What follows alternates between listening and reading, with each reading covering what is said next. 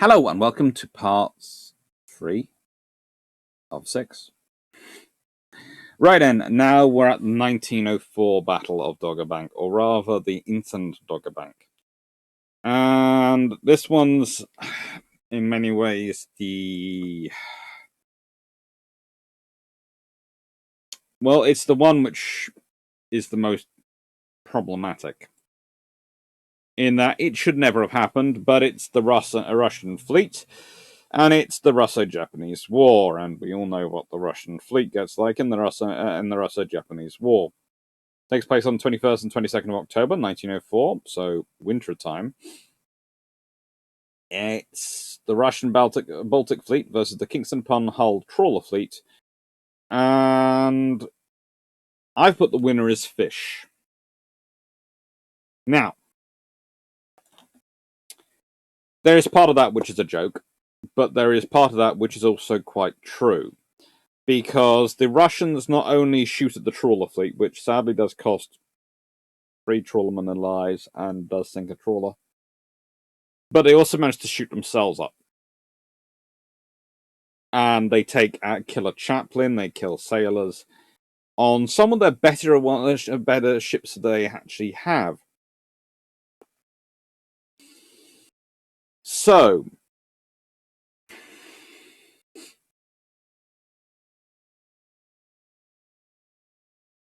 I honestly can't say the Russians are the winners, and you can't say the Kingston-upon-Hull trawler fleet are the winners because they of course don't even fire back. They have no weapons. They're mistaken for torpedo boats, so they have no chance. So the trawlers have no chance. The Russians shoot themselves up. So the only things who win are the fish, which don't get killed by the trawlers. And I presume don't get hit by the Russians. So this is why the fish are the winners. Although you could make the case for the fact that the fish win every naval battle because they get... But we won't get into that one. That one's getting a bit morbid. So, where is Dogger Bank? Now, I do expect to be asked this question quite regularly. It's quite a large area. It's on a part of the North Sea which is at its shallowest. Although you can't really see it at some points. Some of the parts of the North Sea are at its shallowest. And it's a very fertile area because it's where there used to be a land bridge between, well, British Isles and Europe. And it's a good area for fishing. It is a very good area for fishing.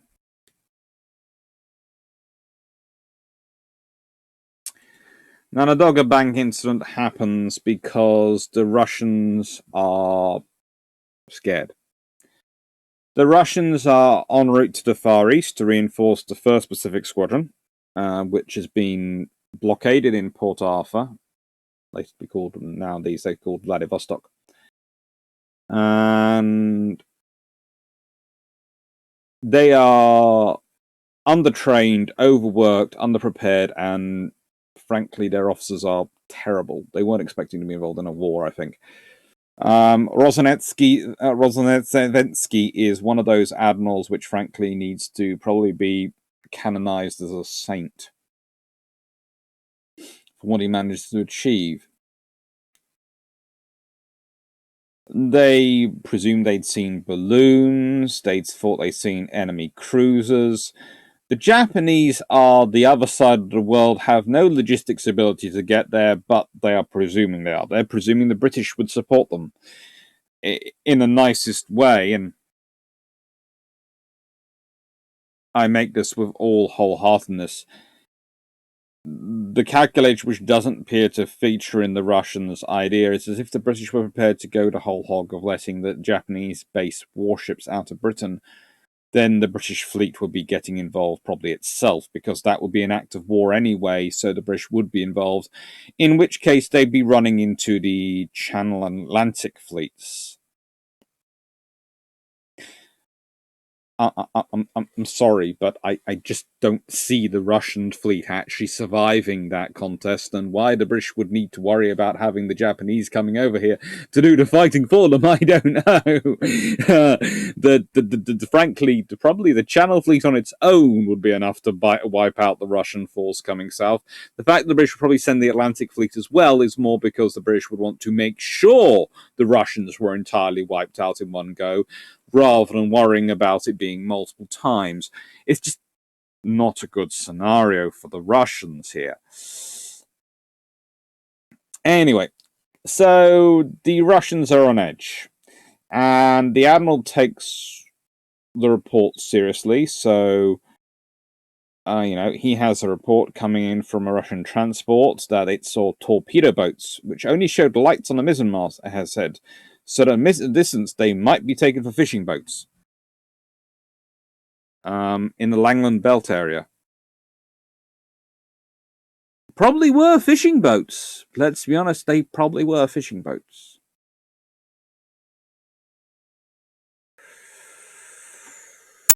Anyway, they then go and navigate through a non-existent minefield that they are sure is there in the North Sea, because again, the British are going to allow a minefield to be laid in the North Sea where all their trade goes through. Not just the British, but the French, the Dutch, the Belgians. All of them are going to allow a minefield, an unmarked minefield, to be laid in the North Sea in the middle of all their shipping routes.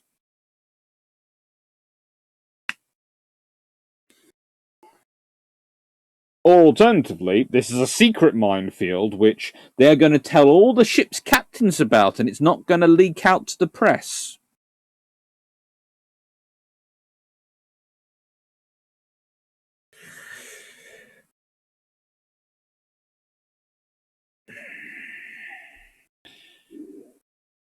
We also have the Kamchatka, which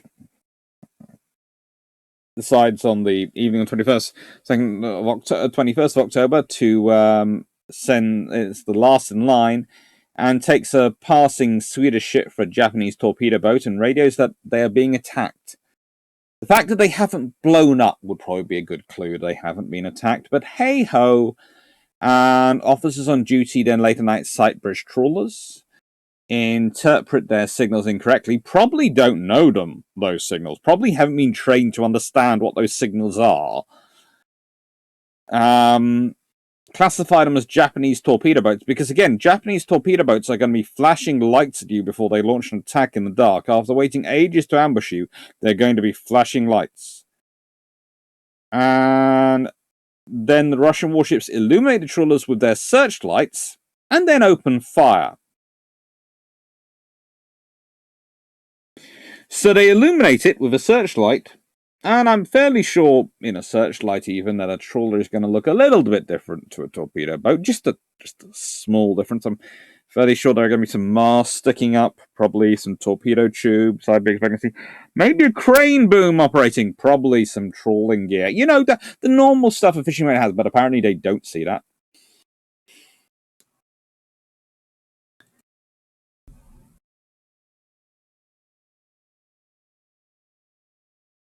And they just start belting away. The trawlers don't have their nets down, so they can't get away. 4 are damaged. 6 fishermen are wounded. 1 who dies a bit later. The captain and its first mate of the trawler Crane are both killed when it sunk. And the Russian ships then start also shooting each other. The cruisers Aurora and Dmitry Donetsky, which are 2 of the better ships in the Russian Navy, are bombarded by 7 battleships which were sailing in formation.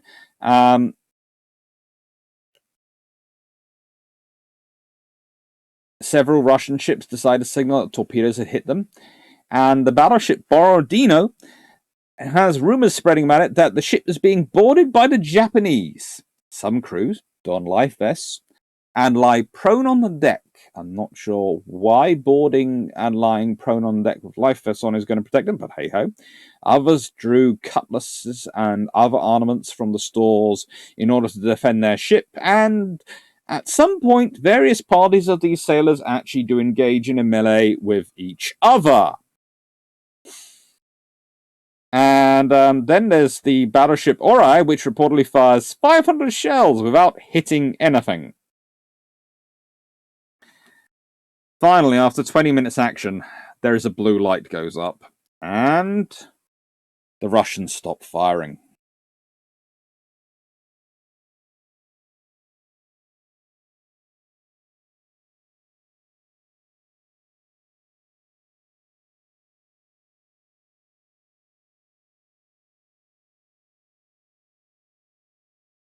It's just absurd.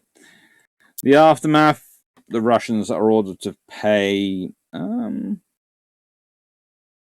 60, I think it's £60,000 in compensation, which works out as a bit.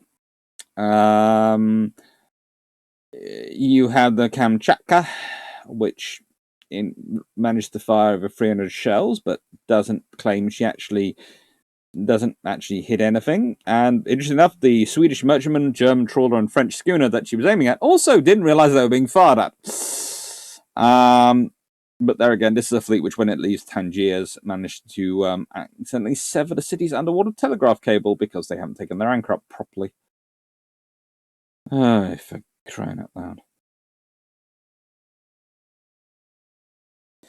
Unsurprisingly, Rozhneventsky is actually is actually cleared by the International Commission in Paris, which recognizes that he did everything he could from the beginning of the incident to prevent trawlers recognized as such from being fired upon by the squadron. And Russia pays £66,000 to the fishermen, and there's a memorial set up.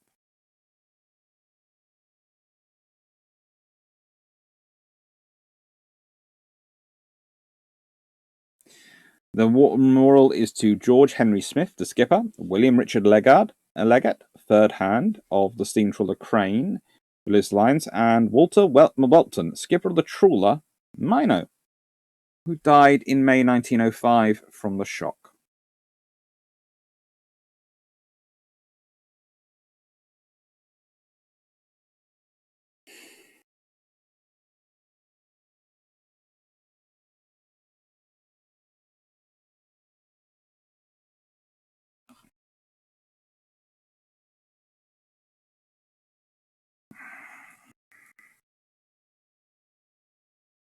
So, before summary, I will again go back through these in full-sized.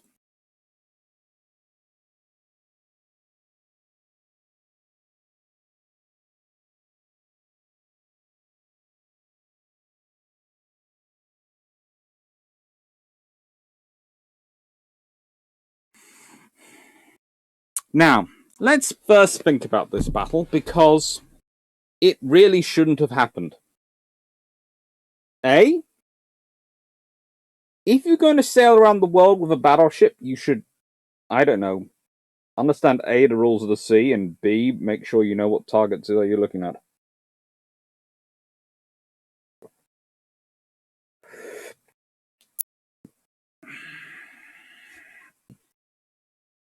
Now, there are plenty of times in history where in times of war, individual ships have made mistakes, and where ships have engaged even allied ships, warships, in nighttime, thinking that they were the enemy. So, fog of war and all those things you can accept. However, those incidents usually happen in close proximity, not when your enemy is 20-something thousand miles away. Headbaths.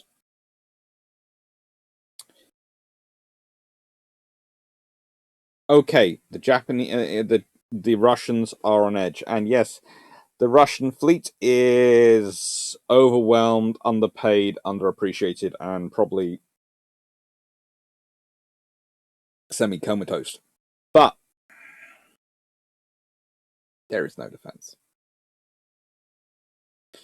What is amazing is how well Rozhneventsy gets them up to. The standard he gets them up to at Tsushima. There was a very real chance after this that the British were going to go to war against the Russians for their insult, for the damaging the squadron. And the Russian diplomacy and the fact that they just basically gave in on anything in a commission in Paris were all that prevented it. Because, honestly, the Russian fleet would not have survived for the Battle of Tsushima to happen. Especially not when they divide up in Tangiers, and the weaker ships go through the Mediterranean, and the bigger, better ships go round the south, around Cape Good Hope, and South Africa. Isn't the Horn? That's Cape Good Hope. Horn of Africa, isn't it? Yes. And the Horn. Sorry. And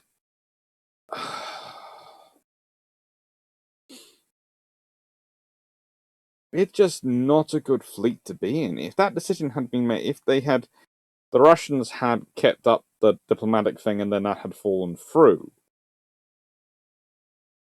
you could very well see a scenario where the Japanese fleet are joined by the China squadron to fight the Battle of Tsushima, where the Russian forces going through the Mediterranean are pounced by the Mediterranean fleet, and where probably the Atlantic fleet and the Mediterranean fleet are both waiting in the Indian Ocean for the fleet which has gone round Africa.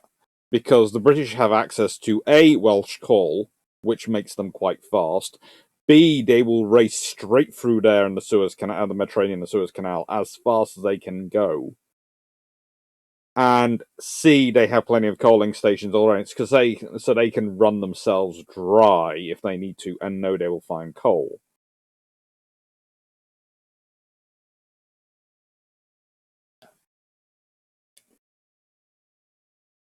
What course would that have effect would that have had on history?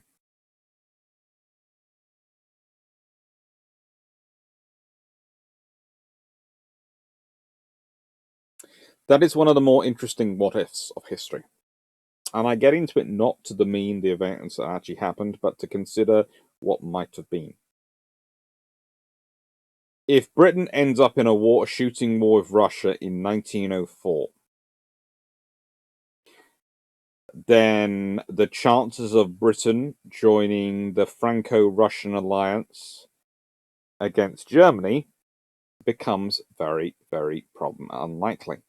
And that for Britain would also be another strategic problem, which is one of the reasons why Britain is probably less keen on actually having military resolution. Because Germany is the threat which is building up. Germany is the problem. There is another potential solution if they end up in this sort of scenario of a shooting war with Russia. Though, you could end up with an early Anglo-American alliance.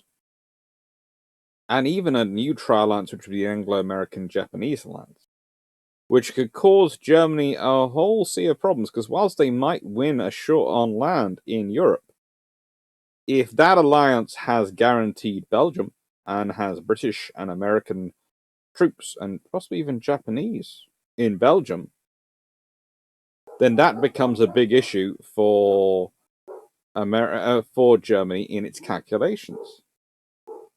And this entire plan for how to beat France and Russia is to knock out France first by quickly going round their defenses. If they can't do that, because that will bring in another alliance into the war.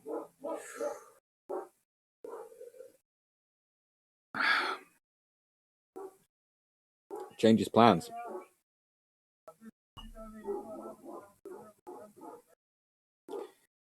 Parcels arrived.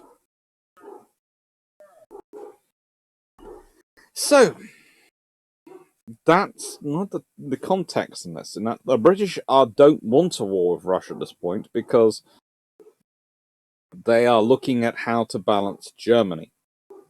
And that means that they're being driven into the Franco-Russian alliance. It's one of those things which Germany never seems to understand. Germany thinks they are the natural ally for Britain. Britain's always allied with them.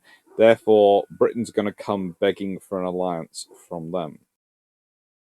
They haven't read history, where Britain often allies with the weaker power in Europe, then it can use its economic and naval power to support in order to counterbalance the stronger European power. So by becoming the stronger European power and challenging Britain at sea,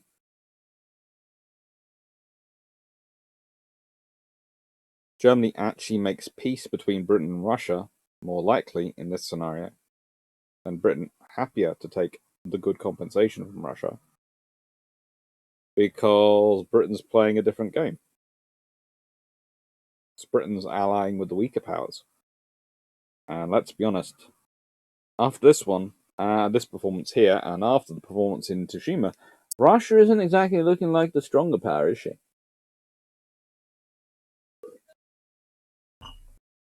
So, that's the context of the Dogger Bank incident of 1904. Okay, and hope you enjoyed it.